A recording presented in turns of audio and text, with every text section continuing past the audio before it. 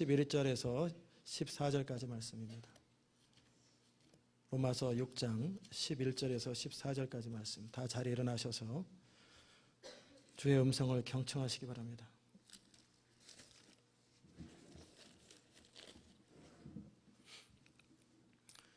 이와 같이 너희도 너희 자신을 죄에 대하여는 죽은 자요 그리스도 예수 안에서 하나님을 대하여는 산 자로 여길지어다. 그러므로 너희는 죄로 너희 죽을 몸에 왕노릇하지 못하게 하여 몸의 사역을 순종치 말고 또한 너희 지체를 불의의 병기로 주에게 드리지 말고 오직 너희 자신을 죽은 자 가운데서 다시 산 자같이 하나님께 드리며 너희 지체를 의의 병기로 하나님께 드리라. 죄가 너희를 주관치 못하리니 이는 너희가 법 아래 있지 아니하고 은혜 아래에 있음이니라. 아멘.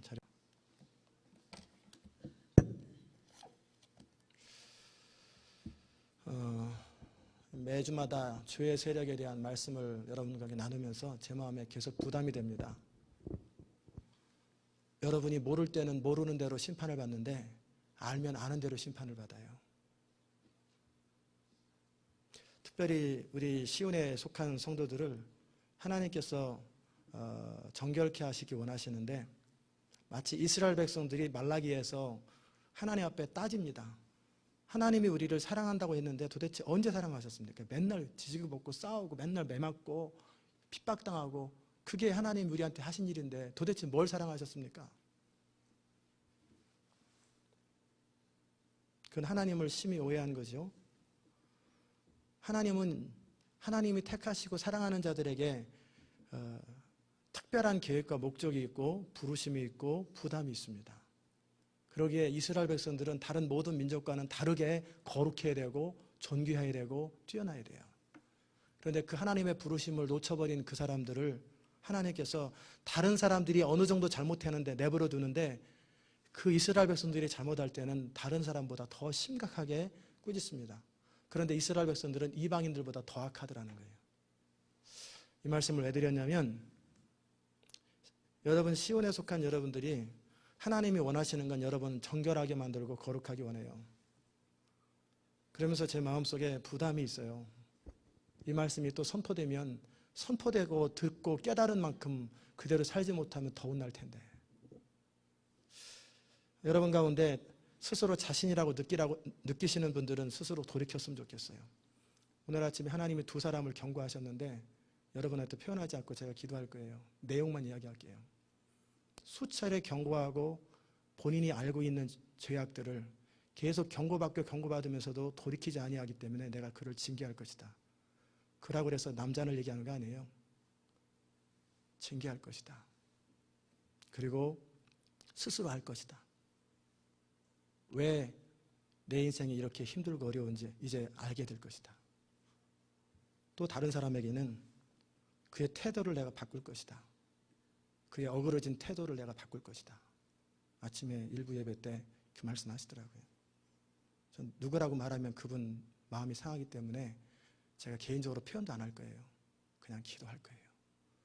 차라리 몰랐으면 편한데 알고 나니까 참 부담스러워요. 부담스럽고 그래서 왜 그럴까? 그래도 다른 사람들보다 좀 나은데 다른 교회 저 다른 사람보다 우리 교회에서는 좀 처지지만 그 하나님께서 특별한 목적이 있어서 그래요. 여러분이 하나님 말씀이 임하는 대로 성령께서 여러분에게 터치하시면 터치하는 대로 제발 익스큐즈 하지 마세요. 변명하지 말고 그대로 따르십시오. 그럴 때 그게 여러분이 축복받는 비결이고 잘 되는 비결이에요. 하나님께서 우리를 향한 계획은 재앙이 아니에요. 재앙은 하나님이 원하는 게 아니에요. 하나님은 우리에게 축복하기 원하세요. 하나님은 은혜 베풀기 원하세요. 그런데 우리 스스로 그걸 거절할 때 하나님은 사랑하시기 때문에 징계하시는 거예요. 그래서 여러분이 아니신 분은 내버려 두세요. 지금 여러분 안에 부담이 없는 분은 내버려 두세요. 그러나 마음에 부담이 있는 분은 진지하게 자신의 삶을 돌이키세요. 자신의 삶을 진지하게 돌이키고 끊을 거 끊고 정리할 거 정리하고 해결할 것 해결하세요. 그래서 자기만이 아니라 가족들까지 피해되지 않도록 여러분 주의하시기 바랍니다. 오늘은 그 복음의 능력에 대해서 함께 좀 더 깊이 다룰 것입니다. 복음은 죄 죽임의 능력인데 죄라고 하는 것은 뭐와 같냐면 밧줄과 같아요. 그래서 강아지를 이렇게 목에다 줄을 매달아 놨고 이렇게 뭐 어떤 기둥에다 묶어 놨단 말이에요. 그러면은 이렇게 그 기둥 안에 밧줄의 크기 안에만큼 뱅글뱅글 돌 때는 편안합니다. 그런데 힘을 다해서 거기서 벗어나려고 할 적에는 당기는 힘이 있어요. 즉 그저 그렇게 이전처럼 똑같이 사는 거 변화시키지 않고 그저 편한 대로 살려고 할 때는 죄는 가만히 있습니다. 그러나 거기서 벗어나서 거룩하게 살려고 하고 바르게 한번 살아보려고 하면은 강력하게 당기는 힘이 있는데 그 당기는 힘은 사람마다 다 스타일이 달라요. 어떤 사람은 교묘하게 당기고요. 어떤 사람은 두려움을 주면서 당기고요. 어떤 사람은 본인이 좋아하는 것을 계속 충동하면서 계속 당깁니다. 그래서 계속 당기는데 그 힘이 강력해요. 그러기에 그 죄의 세력을 여러분이 느끼는 것이 좋습니다. 죄의 세력을 느낄 때 내가 무엇을 의지하고 누구를 붙들어야 될지를 알게 돼요. 그러나 우리에게 소망스러운 소식은 뭐냐면 그 강력한 우리를 붙드는 죄의 세력에도 불구하고 그보다 더 강한 것이 있어요. 그게 뭐냐면 복음이에요. 복음과 은혜의 능력은 죄의 능력보다 더 강해요. 죄의 세력이 아무리 우리를 당긴다 할지라도 그것은 사물아기 같아요. 불탄 사물아기 같아가지고, 사물아기가 뭐냐면 이게 새끼줄을 묶어놓는 그런 것 같은데 언투로 볼 때는 되게 두껍고 튼튼해가지고 안 끊어질 것 같은데 색깔도 칠해놔가지고, 근데 내가 죽을 각오로 하고 팍 치고 나가면은요 뚝 끊어지는 게 또 사물아기예요. 그렇기 때문에 여러분이 내 안에서 역사하시는 성령 안에서 복음의 능력과 은혜의 능력을 가지고 과감하게 죄와 싸우되 피 흘리기까지 싸우도록 결정을 하시고 앞으로 튀어나가면은 스스로 끊어져 버리는 게 죄예요. 또 피 흘리기까지 싸운다라는 말은 면도 손 비어가지고 피 좀 조금 나고 이게 아니라 목숨을 거는 거예요.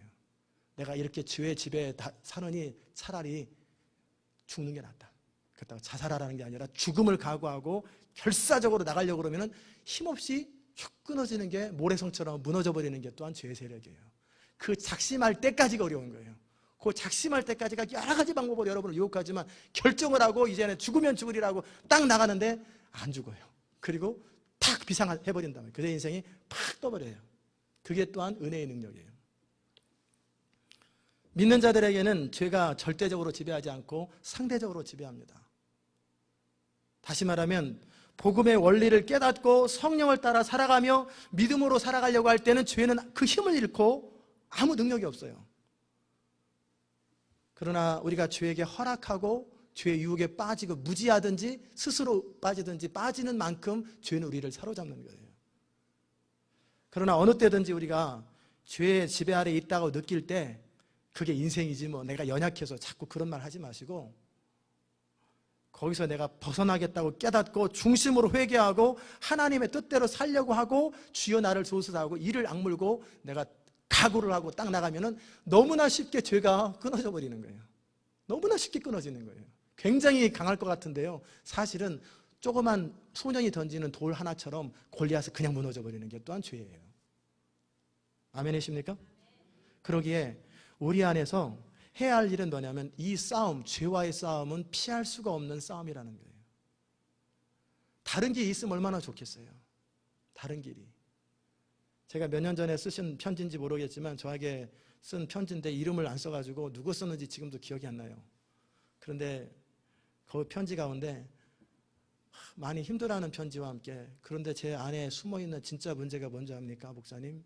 죄를 여전히 좋아하고 편안하고 쉽게 살려고 하는 마음이 있더라는 거예요.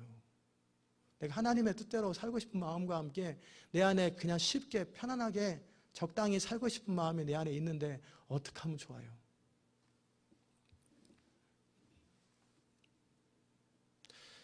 성도는 이 싸움을 싸워야 합니다. 이 싸움을 싸우되 철저하고 처절하게 싸우는 그 길밖에 다른 길 없어요. 이게 좁은 문이에요. 좁은 문.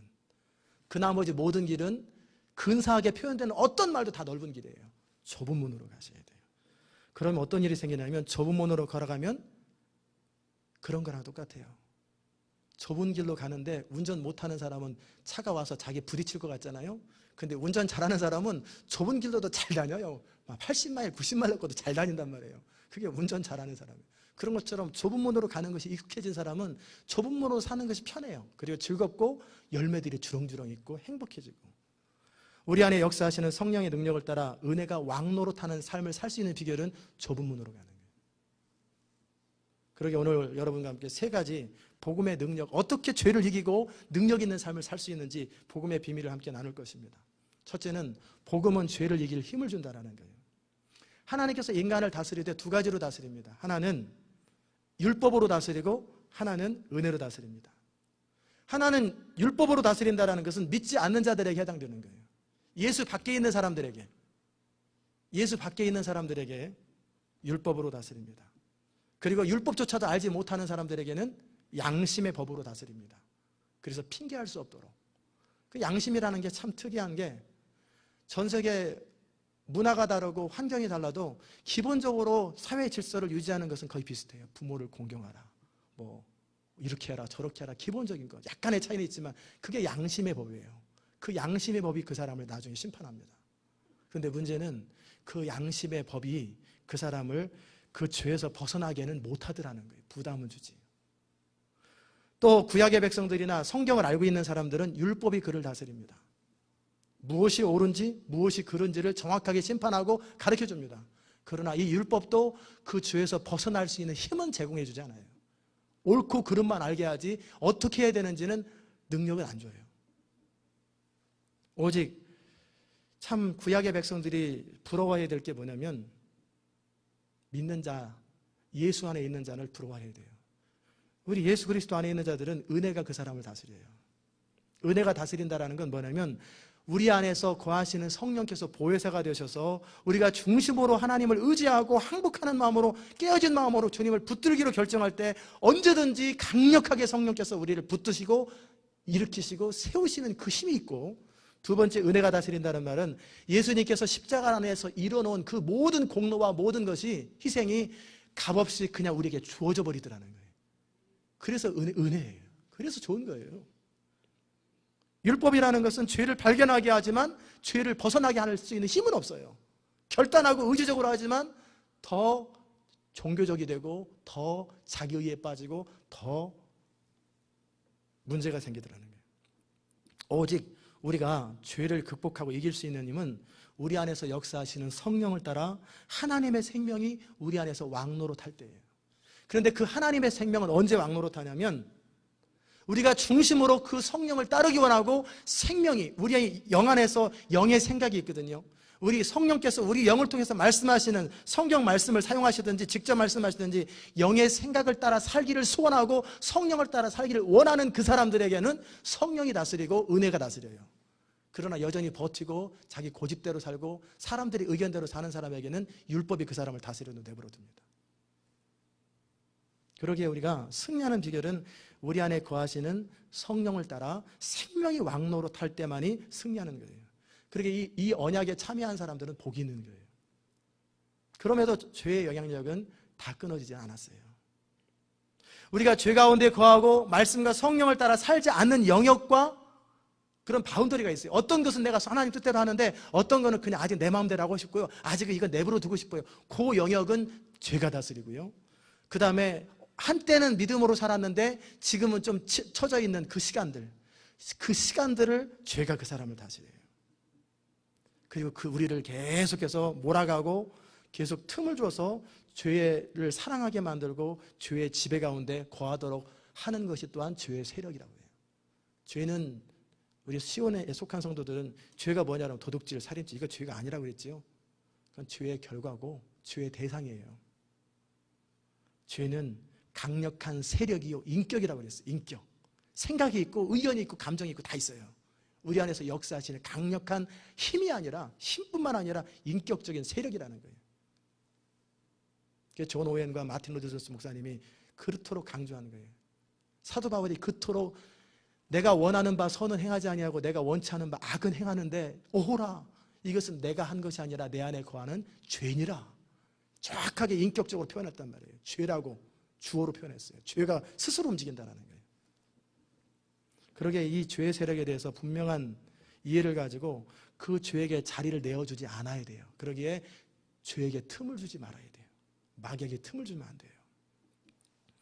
일제시대 때 패잔했던 패잔병처럼 도망갑니다. 이미 십자가 안에서 항복선언을 했어요. 끝났단 말이에요. 그런데 하도 많이 시달려가지고 일본 순사들이 지나가면 그냥 밥 주고 괜히 몽둥이를 때리면 그냥 이유도 없이 맞는 거예요. 그러면 동네 사람이 힘을 합쳐가지고 총을 뺏어버리고 그냥 본보기를 보여줘야 되는데 맞고 의도 터지고 그러면서도 어떻게 할 수 없는, 왜? 오랫동안 길들여져가지고 그런 모습과 같아요. 이 패전한 죄의 세력은 우리한테 합법적으로 어떻게 할 수는 없어요. 그러기에 속이고 충동적으로 계속 우리를 압박할 때 이 죄의 세력을 어쩔 수 없다고 여기면 실패합니다. 지겠다고 생각하면 실패합니다. 스스로 자기를 연약하다고 말하고 부족하다고 말하고, 그건 겸손 말고, 죄에 대해서 부족하다고 얘기하는 사람은 반드시 죄를 짓게 돼 있어요. 죄가 너희를 해하지 못하고 너희는 감당할 자가 없다고, 반드시 하나님께서 우리로 하여금 승리를 주시겠다고 말씀하신 그 약속을 거절하고 자기 연약함을 탓하고 연약함을 핑계대는 사람은 죄 짓게 돼 있어요. 그거는 본인이 하는 말이 아니라 주님께서 위로하실 때 하는 말이에요. 너 연약하구나. 그거예요. 그래서 성령을 의지하라고 보여서 성령까지 줬는데, 성령을 연약하기 때문에 성령을 의지하라고 그랬는데 의지할 성령은 의지하지 않고 연약하다고 말만 해요. 그러니까 너는 주의 종이 되어야 된다. 주에게 유혹되는 것, 죄를 사랑하는 것은 패잔병인 죄에게 음식을 갖다 주고 무기를 공급해 주는 거랑 똑같아요. 그 싸움은 질 수밖에 없지요. 그러기에 이 죄에 대해서 분명한 이해를 가지고 대치하고 그럴 때 우리는 승리하는 삶을 살게 되는 거예요. 죄는 항상 무지를 통해 역사합니다. 무지, 모르는 것을 통해서. 그러기에 모르는 것이 자랑이 아니에요. 죄의 지배를 알지 못하거나 죄인지 알면서도 의도적으로 우리가 우리 자신을 내어둘 때 죄는 우리를 다스린다고 말씀을 드렸어요. 그런 사람들은 창조의 목적을 모르고 자기 나름대로 기준을 가지고 행복을 추구하고 그게 잘 사는 것처럼 살아가는 삶의 패턴이 있습니다.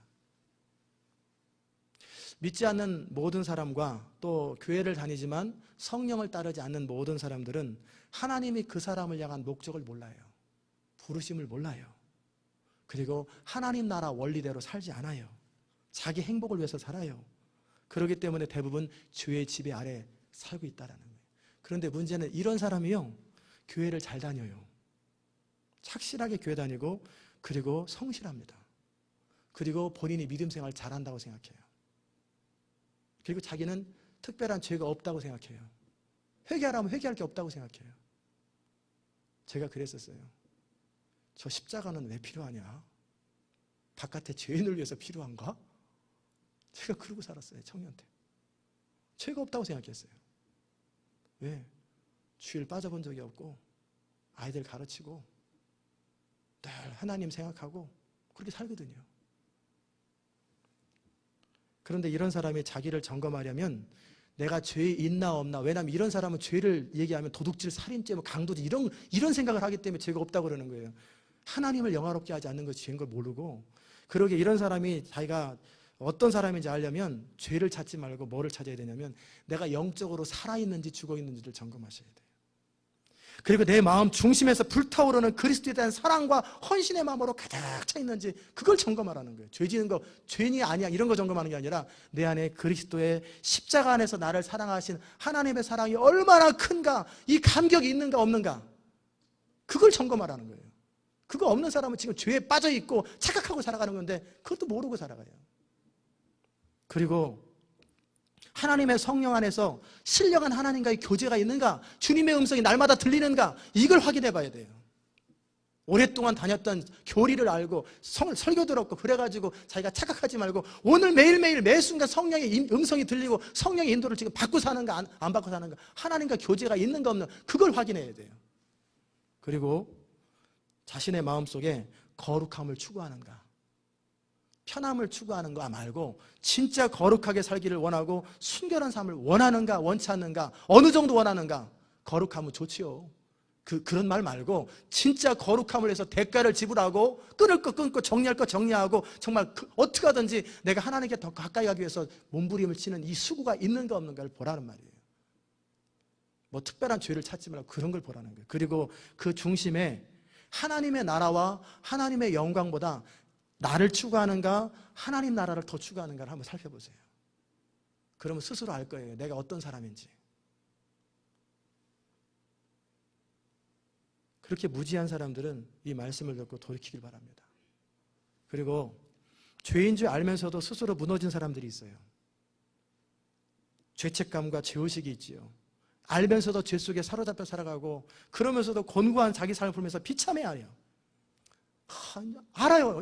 끊어야 될 거 알고 해결해야 될 거 아는데 해결이 안 돼요. 답답해요. 탄식이 나와요. 이런 사람에게 해결책이 있습니다. 뭐냐면 막연하게 하나님께서 도와줄 것이라고 착각하지 말고 뭐를 하냐면 삶을 바꾸라는 거예요. 삶의 환경을 바꾸라는 거예요.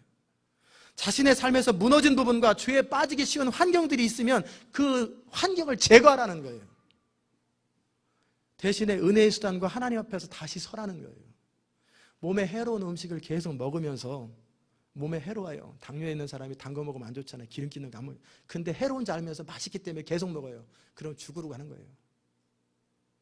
그죠? 몸에 해로운지 알면서 먹으면 안 되고 가스실에 들어가는 거 알면서도 계속 거기 있기 머무르면 안 돼요. 연탄가스 맡아보신 분들은 알 거예요. 저는 어렸을 때 연탄가스를 많이 맡았어요. 우리 형하고 같이. 연탄가스가 방바닥에 새가지고요 갈라져 있거든요. 그러면 연탄을 떼면은 연탄이 처음에는 냄새가 진하지만요 한참 있으면 냄새가 안 나요. 그리고 편안해요. 그러다가 바깥에 찬바람 쐬려고 그러면 되게 싫어요. 그냥 거기 안에 들어가서 그 연탄가스 내는데 거기 그냥 앉아 있고 싶어요. 계속 그 자리에 있고 싶어요. 그러면 어떻게 되겠습니까? 죽습니다. 그런데 그걸 박차고 일어나서 살아야 되겠다라고 문을 딱 열고 바깥에 탁 튀어나가는 순간에 핑 돌면서 그냥 땅바닥에 주저앉아 버려요. 쓰러져 버려요. 거기 있을 때는 움직일 수 있는데 왠지 좀 몸이 좀 나른하고 피곤한데 바깥으로 탁 튀는 순간에 그 자리에서 고꾸라져 버려요. 왜? 신선한 공기 앞에 내가 쪄들어 있는 이 가스 냄새가 배기질 못해요. 그래도 어떻게 해요? 나가야 되잖아요. 거기서 나가야 사는 거예요.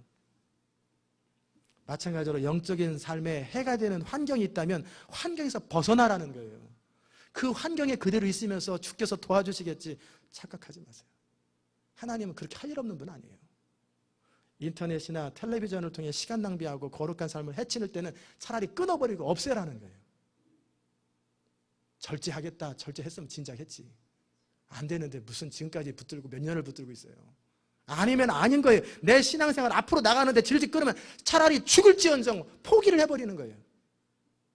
끊을 때 끊지 못하면 날마다 거기서 사로잡혀 살아가는 거예요. 그러면서 하나님이 선히 해결해 주겠지. 하나님은 그렇게 해결하. 그걸 선하다고 생각하면 안 돼요. 차라리 혼나서라도 거기서 벗어나서 진정한 축복을 주는 게 이게 선한 거지. 그냥 나름대로 서로 상처 주지 않고 서로 어떻게 손해보지 않고 이게 그냥 뭉개는 거 이게 선한 게 아니에요. 그건 선한 게 아니라 그냥 지지고 볶는 거예요. 그건 선한 게 아니에요. 하나님의 선하심은 거기서 끌어내서 다른 데서 망하게 해서라도 거기서 끌어내가지고 새롭게 인생을 출발해서 나중에 복을 주는 그게 선한 거예요. 그게 선한 거예요. 들을 게 있는 자는 들으시기 바랍니다. 자꾸 작정하고 바르게 살려고 하는데 자꾸 친구가 유혹하고 자꾸 전화 오고 막 그럴 때 의리 지키려고 하지 마세요. 좋은 사람 되려고 하지 마세요. 착각하지 마세요. 그건 좋은 사람이 아니라 그 친구한테도 손해보는 거예요.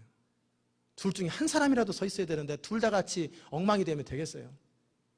의리를 보류하고 내가 스스로 마음을 지킬 수 있을 때까지 그런 사람과의 만남을 거절해야 돼요. 정중하게 딱 거절하셔야 돼요. 무슨 말씀인지 아셨습니까? 대신에 의도적으로 예배에 참석하시고 믿는 사람과 의도적으로 만나고 내가 영적으로 잠들어 있을 때는요 더 평상시보다 2배, 3배 믿음의 삶을 추구하고 더 경건의 삶을 추구하고 그런 자리로 자꾸 의도적으로 가야 돼요. 또 그런 사람들은 연탄가스 맡은 사람처럼 나가기 싫어하거든요. 그냥 거기 있기 원해요. 그래서 죽는 거예요. 그리고 은혜의 원리를 알아야 합니다. 자신의 때로 이런 사람이 있어요. 이런 죄의 정욕이 자기를 삼키고 있다는 걸 알고 죄를 범하고 있는 자신을 바라보면서 죄책감에 사로잡혀 있고 왠지 너무나 무력하고 비참해서 소망이 없는 것처럼 느낄 때 깨달아야 될 게, 여전히 죄의 세력은 믿는 자에게 절대적일 수 없고 비록 내 안에 꺼져가는 불씨라 할지라도 그 은혜가 있다라는 거예요. 그 은혜를 다시 불길을 타오르게 하는 거예요. 잿더미처럼 있어도 그 안에 불씨가 남아있잖아요. 그러면 죄를 건져내고 조그만 덤불을 가지고 올려놓고, 그것도 크게 부르면 안 돼요. 살살 부르면서 불이 일어나면 조금 더 큰 거 놓고 나중에는 장작처럼 다시 불을 일으켜야 되는 것처럼 내 안에 남아있는 은혜의 불길을 다시 태워야 돼요. 그것만이 살 길이에요. 그래서 믿음을 가지고 그리스도 안에서 있을 때 나는 새로운 피조물이고 내가 하나님께로 중심으로 돌이키고자 하고 중심으로 하나님을 찾고 구할 때 하나님은 나를 회복시킬 수 있어요. 그리고 비록 시간은 좀 걸린다 할지라도 반드시 우리가 승리할 수 있다는 것을 깨닫고 불을 지펴야 돼요. 비록 때때로 그러다가 또 무너지고 그러다 무너져도 포기하지 마세요. 왜? 너무나 오랫동안 그렇게 살아왔기 때문에 비틀비틀 거리는 거예요. 거기서 계속 은혜의 불씨를 계속 태우는 거예요. 하나님께서 우리 중심의 결단과 소원을 기뻐하고 도와주신다라는 사실을 믿고 포기하지 말고 계속 의도적으로 하나님께 나가는 것이 자연스럽지 않다면 그만큼 다른 쪽에 길들여져 있다는 거예요. 그러기에 의도적으로 그렇게 자꾸 나가야 돼요.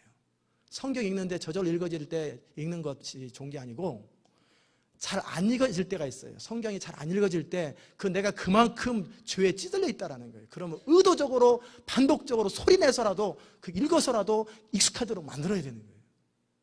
기도가 안 되는 사람들은 제가 말씀드렸잖아요. 의도적으로 무릎을 꿇고 졸더라도 소리를 내서 막 주기도문을 반복하든지 주여주여를 하든지 해서라도 기도의 불을 키우라는 거예요.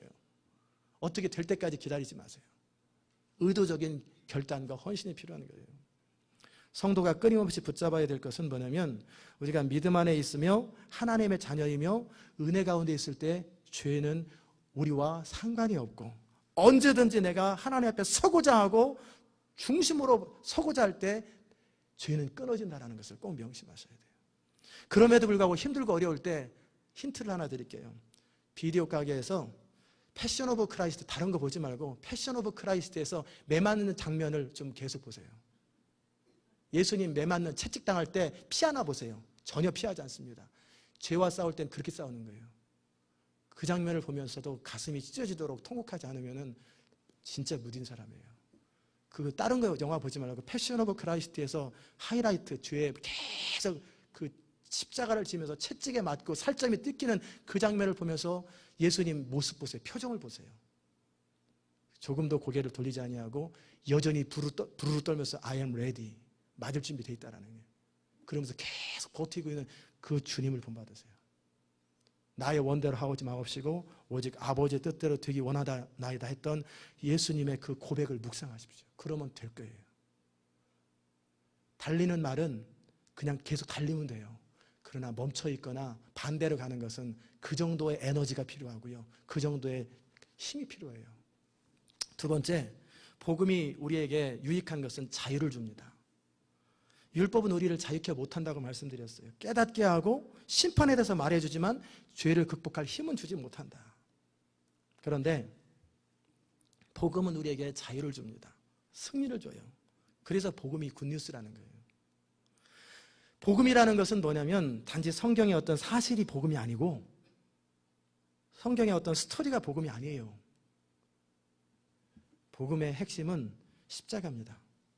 복음의 핵심은 신약이든 구약이든 모든 것은 십자가와 연결이 되는 거예요. 모든 것이 창조 때부터 전부 다 그쪽으로 연결이 되는 거예요. 복음의 핵심은 십자가인데 복음은 뭐냐면 십자가 안에서 예수님께서 믿는 우리에게 해주신 것, 인류에게 해주신 것이 뭔가예요. 모든 인류의 죄를 대신해 십자가에 죽으셨을 때 그 결과로 죄는 정복되었고 마귀는 패배하였고 죄를 범한 사람들에게 역사하는 마귀의 세력은 패배한 것이고 죄를 지을 때 역사하는 마귀의 세력은 합법적으로 십자가 안에서 끝이 난 거예요. 왜? 예수님이 우리 대신 죄를 지었기 때문에. 아니, 죄를 지은 게 아니라 죄의 문제를 해결했기 때문에. 그러므로 누구든지 그리스도 안에 있으면 새로운 피조물이 되는 거예요. 그것을 받아들이는 거예요. 그렇게 중심으로 예수님을 믿기로 결정하고 그분을 나의 왕, 나의 주님으로 모시고 결정할 때 그리스도의 그 모든 희생과 그리스도께서 가지고 있는 모든 것이 바로 우리께 되는 거예요. 그게 복음입니다. 십자가의 사건이 나의 것이 되는 거예요. 그리고 내가 그리스도 안에 거하는 거예요. 이렇게 될 때 우리는 신분상 자유인이 됩니다. 합법적인 자유인이 되고 우리 마음과 영혼에 쉼이 있고 안식이 있습니다. 그리스도의 대속, 리뎀션이라고 그러죠. 대속, 십자가 안에서 우리에게 해주신 그것이 뭐냐면 죄의 용서요, 또 죄와 상관없는 삶을 살 수 있도록 우리에게 성령을 주신 거예요. 성령을. 그래야 성령을 따라 살아갈 때 우리는 승리하는 삶을 살 수 있는 거예요. 그러면 죄는 힘을 잃어버리고요, 어떻게 할 수가 없어요. 그러기에 우리는 더 이상 죄의 종이 아니라 은혜가 우리를 다스리는 삶을 살게 된다는 것을 명심하는 거예요.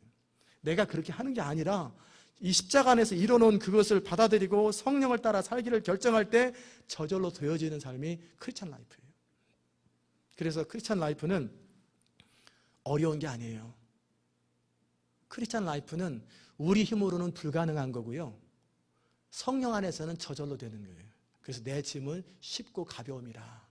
중심으로 그리스도를 따르고 하나님의 뜻대로 살아가는 사람들에게는 드라이브하는 것처럼 너무나 자연스러운 게 크리스찬 라이프예요. 그때그때 감당할 힘을 다 주시고 해결할 능력을 다 주시는 게 크리스찬 라이프예요. 복음 안에 있는 사람들은 내적인 자유와 평강을 누리고 무지로부터 자유와 불신앙으로부터 자유와 편견으로부터 자유와 악한 행실로부터 자유를 얻게 됩니다. 이전에는 구원에 대해서 무지했어요. 십자가에 대해서 무지했어요.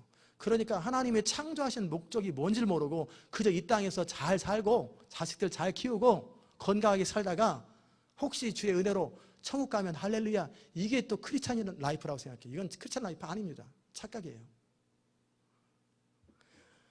하나님께서 우리를 향하여서 가지고 계신 계획과 목적이 있는데 하나도 모르고 무지한 상태에서 살아가는 건 이건 크리스찬이 아니에요.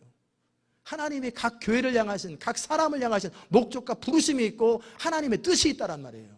그 뜻을 따라 살아갈 때 우리는 나중에 다 이루었다라고 하는 거예요. 다 이루었다. 근데 돌아보면 이룬 것 하나도 없고 시간만 지나갔잖아요. 이게 무슨 크리스찬 라이프예요. 다 이루어야지. 그러기에 무지로부터 복음을 알게 되면 우리를 자유케 하십니다. 두 번째는 불신앙으로부터 자유예요. 이 불신앙으로부터 자유는 뭐냐면 순간순간 의심나는 그걸 말하는 게 아니라 복음 안에서 제시한 구원의 길을 의도적으로 고집스럽게 믿지 않기로 결정하고 거절하는 거역으로부터 자유로워요. 인간의 영혼이 어두울 때는요, 십자가가 미련한 것처럼 보이고 듣기 싫어합니다. 그러나 우리가 그리스도 안에 거하면은요, 십자가를 사랑하게 되어 있고요, 그리고 이 하나님을 향한 거역하는 마음이 사라져요. 그리고 우리가 믿음 안에 계속 살아가면 어떻게 되냐면 하나님과 싸우고 갈등하고 막 부르짖고 왜 안 되냐, 왜 이런 삶에서 감사와 찬양과 기쁨과 행복의 삶으로 체인지가 됩니다. 그 다음에 편견으로부터의 자유예요. 사람들은요, 자기가 보고 싶은 것만 보고 듣고 싶은 것만 듣고 자기가 원하는 것만 추구하게 돼 있어요. 그게 편견입니다. 근데 우리는 보고 싶은 것만 보는 게 아니고 보고 싶든 보고 싶지 않든 보는 거예요. 그리고 듣고 싶든 듣고 싶지 않든 들어야 될 수밖에 없는 것이 인생이에요. 그리고 내가 보는 것만이 다 옳은 것도 아니고 내가 알고 있는 것만이 다 바른 것도 아니에요. 우리 눈에서 비늘이 벗어지면 고집이 사라집니다. 사람이 무지하면 고집도 세고요, 편견도 강합니다. 그러나 눈에서 비늘이 싹 벗어지니까 사울이 바울이 된 거고 새로운 인생이 되는 것처럼 편견에서 벗어나야 돼요. 그 다음에 악한 행실이라는 어둠에서부터 자유케 합니다. 복음은 내 속에서 선한 것이 거하지 않는다고 그렇게 탄식했던 그 탄식에서, 이건 죽을 때까지 하는 탄식이 아니에요. 어느 시점에서 벗어나야 되는 탄식이에요. 그게 마치 사도 바울이 했으니까 나도 죽을 때까지 그 탄식을 해야 되는 것, 그게 경건한 삶인 것처럼 착각하지 마시고, 그것은 사도 바울이 성령과 은혜를 따라 사는 법을 모를 때 잠시 했던 탄식이에요. 이제는 자유하도다. 자유하는 거예요. 굉장히 자유롭고 기쁘고 충만한 인생. 그렇기 때문에 우리가 중심으로 성령을 따라 살고자 결단하고 추구하면 악한 행실들이 끊어져 버리더라는 거예요. 그리고 승리를 맛보게 되는 것. 정말 기쁨이 있고요, 열매가 있고요, 행복하고요, 감격스럽고요, 정말 하나님의 신이 함께하고 능력이 나타나요. 그게 크리스찬 라이프예요. 그 다음에 세 번째 마지막 주제로 이 복음이 우리한테 하는 게 뭐냐면 죄를 이길 동기와 힘을 줍니다. 믿는 자한테 이미 이 십자가의 모든 권세가 주어졌는데 왜 우리 안에 격려가 필요하고 믿음으로 살 수 있는 동기부여가 필요할까? 그거는 우리 연약함과 두려움 때문이에요. 신자 안에 있는 두려움 때문에 격려가 필요합니다. 우리가 믿음으로 살려고 할 때 우리의 삶을 무너지게 하는 수많은 압력이 있고 유혹이 있고 현실적인 어려움들이 있어요. 이걸 이기게 하기 위해서 위로가 필요하다는 거예요. 그랬더니 이 위로받는다고 자꾸 사람 찾아다니면서 위로 좀 해, 위로 좀 해. 그게 진짜 위로가 안 돼요. 그 위로는 감정적으로 위로하는 거예요. 진짜 위로는 그게 아니에요. 찬양 가운데, 말씀 가운데 성령께서 위로하시고 확신을 주시는 거예요. 내가 지금 가고 있는 것이 맞다라고 하는 것을 계속 확신시켜 주시고, 지금 내가 하나님 안에서 하나님이 주시는 확신과 내가 함께 하겠다라는 확신을 계속 예배 가운데 계속 확인하는 거예요. 이게 위로예요. 여러분이 뉴욕 갈 적에 85 다닐 때 중간중간에 뭐 다른 번호가 있고 막 있으면은 헷갈리잖아요. 그럴 때 85번이라고 하는 번호가 탁 있으면 어떻게 됩니까? 아, 내가 잘 가고 있구나. 내가 맞구나. 확인하는 것처럼 매 예배 때마다 하나님과의 관계, 기도 가운데 계속 내가 가는 길이 맞다라고 하는 확신, 흔들리지 말라고 하는 확신을 계속 공급받는 것이 필요해요. 그건 매일매일 받아야 돼요. 매 순간 받아야지 내가 살 수 있는 거예요. 인간은 스스로 힘으로 갈 수 없어요. 두려움을 이길 수 있는 힘은 뭐냐면 두려움보다 하나님께서 주시는 확신이 클 때예요. 무슨 말인지 들으셨습니까? 우리가 두려움을 이길 수 있는 힘은 두려움이 없기 때문에 두려움을 이기는 게 아니에요. 두려움보다 두려움이 분명히 있습니다. 막막함이 있습니다. 뭔가 새로운 일을 시도하고 뭔가를 내가 끊으려고 할 때는 굉장히 두려움과 염려가 있습니다. 그럼에도 불구하고 이 두려움의 크기보다 하나님께서 내게 주시는 확신이 더 클 때 두려움을 이기고 용기를 따라 사는 거예요. 그게 크리스찬 라이프예요. 그러기에 지속적으로 반복적으로 하나님께서 주시는 확신과 평강을 계속 누려야 되는 거예요. 그래서 끊임없이 하나님과 살아있는 관계를 추구하고 무시로 성령 안에서 계속 기도해야 되는 거예요. 어떤 사람도 특별한 사람은 없어요. 보장된 사람은 없고 언제든지 무너질 수 있어요. 선줄로 생각하는 자는 넘어질까 조심하라고 그랬어요. 끊임없이 성령 안에 거하고 늘 주님과의 관계가 더 깊어지도록 추구하지 않으면 어느 순간 무너져 있는 자신을 보게 될 거예요. 처음에는 못 느껴요. 약간 뭔가 좀 편한 느낌이 들고 뭔가 인생이 좀 살맛나는 느낌이 들고 왜 죄가 주는 어떤 육체적인 그런 느낌이 들면서 흐뭇하고 그래 이런 맛이 좀 있어야지 그러면서 처음에 서서히 가는 거예요. 내가 너무 열심히 한 것 같아. 내가 정말 삶을 좀 추스리지 못한 것 같아. 그러면서 자꾸 옆으로 빠져가 어느 순간 지나가면 한참가 있어요 벌써. 그러기에 신자는 연약하기 때문에 지속적인 위로가 필요해요. 우리가 강한 것은 우리 자신이 강하기 때문에 강한 게 아니고 우리 안에서 역사하신 하나님의 은혜의 능력이 강할 때 우리가 강해지는 거예요. 인간은 연약한 존재입니다. 엘리야 같은 사람도 한 나라의 왕과 거짓 선지자들과 바알과 아사라 어찌 보면 한 나라와 싸우는 사람이에요. 엄청난 그 전쟁을 할 그때에 얼마나 담대합니까? 그런데 이세벨이 직접 한 것도 아니고 사람을 시켜가지고 내일 아침에 너 죽을 줄 알아라. 한마디 했더니 그저 낙담돼 버리고 무너지는 게 또한 인간이에요. 그러기에 연약한 사람, 무력한 사람일수록 격려가 많이 필요해요. 이 격려는 사람으로부터 받는 격려가 아니라고 그랬죠. 성령께서 주시는 격려예요. 사람을 통해서 해도 성령께서 말씀하시는 걸 말할 때 그게 진짜 격려가 되는 거예요. 하나님의 말씀으로 성령의 위로를 격려를 받고 나면 우리는 강해지고 누구든지 하나님께서 은혜 주시면 누구든지 담대해지는 거예요. 기드온이 얼마나 소심하고 두려움이 많습니다. 그러나 하나님의 큰 용사여 내가 너와 함께하리라고 확신을 몇 번 주니까 기드온은 300명 데리고 13만 얼마를 그냥 다 이겨버리잖아요. 원래부터 강한 사람은 없어요. 특별히 성격이 강하다고 강한 거 아니에요. 죄 지을 때는 성격대로 짓습니다. 그러나 믿음 안에서 은혜대로 살 때는 성격대로 사는 거 아니에요. 얼마나 그가 은혜 가운데 거하느냐, 얼마나 하나님의 확신을 계속 많이 받았느냐. 저도 하나님으로부터 위로와 확신을 매일매일 받습니다. 매일매일 공급받는 거예요. 그래야 강해지는 거지. 하루라도 하나님과의 관계 속에서 위로가 없어지고 하나님이 나와 함께한다라는 확신이 없어지면 어느 순간 무력해져 버려요. 하루도 못 가요. 그게 크리스찬이에요. 그래서 세월 지나갈수록 의지할 것뿐일세 아무 일을 만나더니 더욱 의지합니다. 그러는 거예요.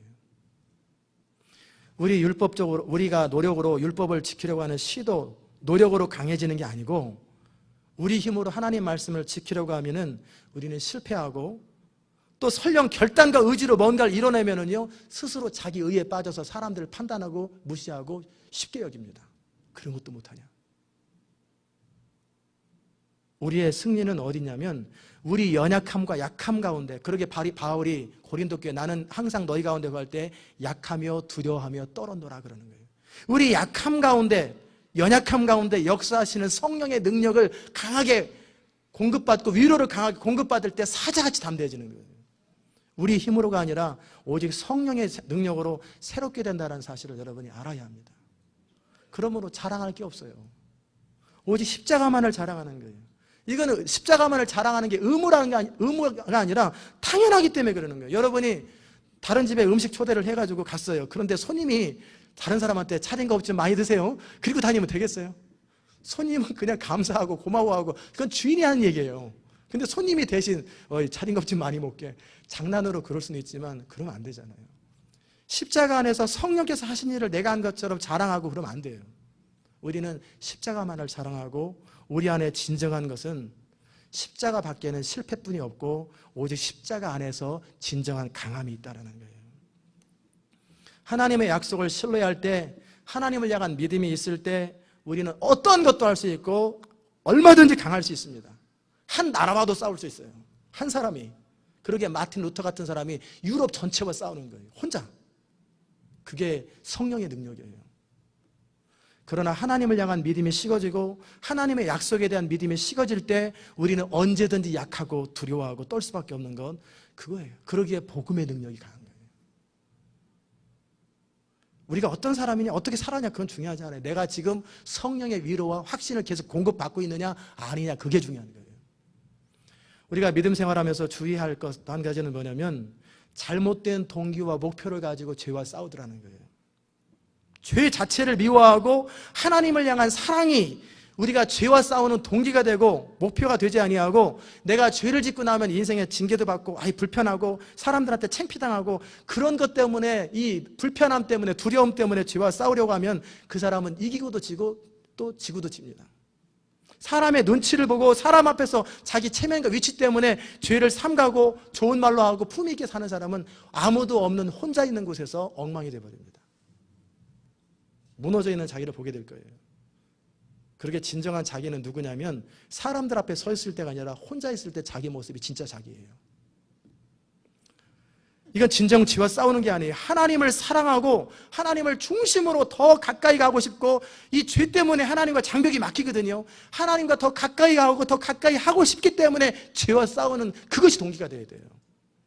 우리의 진정한 행복의 근원은 창조주이신 하나님 안에서 하나님의 뜻과 목적을 따라 살 때, 하나님과의 친밀한 관계에 있을 때만이 행복을 누리는 거예요. 그렇기 때문에 죄를 거절하는 거예요. 이 죄가 있으면 하나님과 계속 멀어지는 거예요. 그러기에 성령을 따라 십자가를 의지하는 거예요. 중심의 동기를 살펴봐야 합니다. 내 마음의 평화, 죄로 인한 불편함이 동기가 되면은 그 사람이 죄와 그래서 싸운다면 마음의 평화가 찾아오면은 다시 무너져 버립니다. 또 무너져요. 불편함이 사라지면 죄와 싸워야 될 이유를 놓쳐버려요. 그렇게 그냥 무너지는 거예요. 그럴 때 죄가 어떻게 하는지요? 잠시 잠복합니다. 그리고 열심히 뭔가 한번 싸워보려고 그러면은 죄가 싹 사라져 줍니다. 그러면 이긴 것 같아요. 그러면 다시 딱 나타납니다. 그러다가 한번 또 결단하고 은혜 받고 막 해보려고 그러면 또 살짝 사라져 줍니다. 그럼 되는 것 같아요. 중심의 동기가 잘못됐을 때. 그러다가 다시 또 나타납니다. 그럼 이 사람이 화가 나가지고 에이 되는 것도 아니잖아, 에이, 대충 살자. 그러면 그때서부터 강력하게 그 사람을 사로잡는 거예요. 그게 죄의 세력이에요. 얼마나 지혜롭고 얼마나 교묘한지 아세요? 그러기에 이기적인 동기가 죄와 싸우는 목적이 되면 안 돼요. 성도의 승리와 형통함은 하나님을 향한 진실한 사랑이기 때문에 내가 죄와 싸우는 유일한 목적은 하나님을 사랑하기 때문에 그래요. 그러니까 하나님과 더 가까이 가기 원하기 때문에 죄와 싸우는 거예요. 무릇 경건한 자는 죄를 미워하는 거라고 그랬어요. 죄를 미워하는 이유는 뭐냐면 내가 하나님 같은 사람이기 때문에, 하나님을 추구하는 사람이기 때문에 죄를 미워하는, 그게 동기가 되는 거예요. 아멘이십니까? 우리의 믿음은 사랑이 동기가 될 때 강력하게 역사하는 거예요. 하나님을 향한 이 사랑이 거룩과 순종의 이유가 되고, 하나님을 사랑하기 때문에 우리 삶을 추스르며 바르게 살아가는 거예요. 이게 맞는 동기예요. 그렇게 중심의 동기가 바른 상태에서 본격적으로 죄와 싸우려고 그러면 죄가 숨지 않습니다. 그냥 사자같이 덤벼들어요. 그래서 피 흘리기까지 싸우라는 거예요. 근데 잘못된 동기로 하면 죄가 살짝 숨었다 나타났다, 숨었다 나타났다, 자꾸 속여요. 그럼 거룩해진 줄 알아요. 자기가 착각한다고. 우리가 이렇게 하나님을 중심으로 사랑함으로 죄와 싸우게 될 때 받는 위로가 있어요. 그 위로 몇 가지를 말씀드리면 그 사람이 영적으로 계속 깊어지고 소생됩니다. 우리는 죄와 싸워서 이길 때마다 점점 충만해져요. 계속 충만해집니다. 여러분이 진짜 하나님 앞에 쓰임받기 원하잖아요. 그러면 다른 길은 없어요. 죄와 싸워서 이기는 길밖에 없어요. 여러분이 죄와 싸워 이기는 만큼, 여러분의 연약함을 극복하는 만큼, 여러분의 성령의 능력으로 승리하는 만큼 여러분에게 기름 부음이 임하고 능력이 임한다는 사실을 명심하십시오. 어느 날 갑자기 그냥 기름 부음이 애따 받아라, 그렇게 안 해요. 그렇게 값없는 게 아니에요. 기름 부음은 성령이신데 중심으로 죄와 싸우려고 하고 싸워서 이기는 만큼, 내가 대가를 지불하는 만큼 하나님의 기름 부음과 능력이 그 사람에게 임하는 거예요. 그렇게 죽도록 싸우는 거예요. 둘째로, 죄와 그렇게 싸우면 하나님의 사랑의 깊이가 점점 깊어집니다. 여러분이 아마 지금도 하나님께서 여러분을 사랑하신다고 느낄 거예요. 아멘이십니까? 그 정도 사랑을 느끼지 말고, 정말 바울이 자기 목숨까지 희생했던 것은 하나님의 사랑이 그 가운데 부음받 폭포수처럼 가끔 이슬비처럼 떨어지는 그 사랑이 아니라, 어쩌다 한 방울씩 비 오는가 보네, 하나님이 나를 사랑하는가 보네, 이게 아니라 샤워기처럼 폭포수처럼 쏟아지는 그 사랑을 받아야 돼요. 그 사랑을 받을 때 불 속이라도 들어가는 거예요. 죄를 극복하고 이기는 만큼 하나님의 사랑이 부어지고, 죄를 사랑하는 만큼 하나님의 사랑이 거기서 멀어집니다. 그러기에 나의 계명을 가지고 지키는 자라야 나를 사랑하는 자니 나도 그를 사랑하여 그에게 나를 나타내리라 그랬단 말이에요. 하나님의 말씀대로 죄와 싸우려고 할 때 그 사람은 나를 사랑하는 사람이요, 나를 그토록 사랑하기 때문에 믿음으로 사는 그 사람에게 나의 사랑을 나타내고 내가 사랑을 부어줄 거라 주님 말씀하셨어요. 셋째로, 그렇게 죄와 싸우려고 하면 성령이 그 사람을 돕습니다. 어떤 사람은 이런 질문을 할 때가 있어요. 내가 죄와 싸우려고 하고 믿음으로 살려고 하는데 성령님이 이렇게 기도해도 안 도와줘요. 도대체 하나님이 안 도와줘요. 그런 분이 있어요. 그런 분은 회개하십시오. 단지 생각으로만, 마음으로만 믿음으로 살아야 되겠다고 생각하는 거예요. 그 사람들은 상상 속에서 생각으로만 이렇게 죄와 싸워야 되겠다고 할 때 성령은 역사하지 않습니다. 성령님은 간절히 추구하고 원하며 몸부림치고 구체적인 삶의 자리 가운데 실제 발을 내디디면서 죄와 싸우려고 하는 그때 하나님이 역사하시는 거예요. 그때 역사하시는 거예요. 그 전까지는 눈 하나 깜짝 안 하십니다. 쟤는 저러다 돌아서 또 가만히 보십니다. 어떻게 하나 하고. 성령께서 역사하지 않는 것은 우리가 죄에 대한 혐오와 하나님을 향한 사랑이 동기가 되어 싸우지 아니하고, 죄에 대한 미련을 가지고 아쉬움을 가지고 롯의 아내처럼 아이고 소돔 땅을 벗어나면서도 자꾸 힐끗힐끗 쳐다보고 있는 그 사람에게 성령이 함께하지 않으세요. 그런 사람은 자꾸 머뭇거리고, 그런 사람들은요 다시 죄에 빠집니다. 그리고 나올 때 나중에 더 힘들어져요. 점점 더 힘들어져요. 그리고 죄와 싸울 때 하나님은 뭘 주시냐면 확신을 주십니다. 승리에 대한 확신을. 우리 성도가 육체적인 욕망에 굴복하고 죄에 순종하고 죄에 대한 집착을 버리지 못하고 갈등하고 있을 때 하나님의 위로는 없습니다. 그때 하나님의 위로가 죄가 더한 곳에 은혜가 임한다, 그건 그렇게 연결하는 거 아니에요. 중심으로 통곡하고 애통하면서 죄를 거절하고 바로 서려고 할 때 그때 위로가 임하고 그때 은혜가 더하는 거예요. 죄와 은밀하게 타협하는 자는 하나님의 은총을 몰라요. 오직 믿음으로 뒤로 물러서지 아니하고 내가 하나님의 뜻대로 살기를 원하고 결단할 때 하나님은 계속해서 네 가는 길이 맞다, 네 가는 길이 맞다, 네 가는 길이 맞다 계속 확신을 주는 거예요. 그렇기 때문에 점점 더 하나님과 가까워지는 거예요. 제가 지금 무슨 말씀 드렸는지 여러분이 다 아실 거예요. 그렇죠? 그러면 그대로 사십시오. 그대로 사십시오. 죄와 싸우는 만큼 우리는 축복을 누립니다. 죄와 싸우는 만큼 승리하는 삶의 열쇠를 받습니다. 여러분 가운데 롯의 아내처럼 자꾸 뒤돌아보는 사람, 그래서 소금 기둥처럼 허무한 인생 되지 마세요. 오직 나의 의인은 뒤로 물러서지 않는다고 주님 말씀하셨고, 뒤로 물러서면 내 마음이 저를 기뻐하지 않는다고 그러셨어요. 믿는 자는 옆으로 가는 가재가 아니에요. 뒤로 물러가는 강아지가 아니에요. 믿는 자는 앞으로만 가는 거예요. 앞으로만 가는 거예요.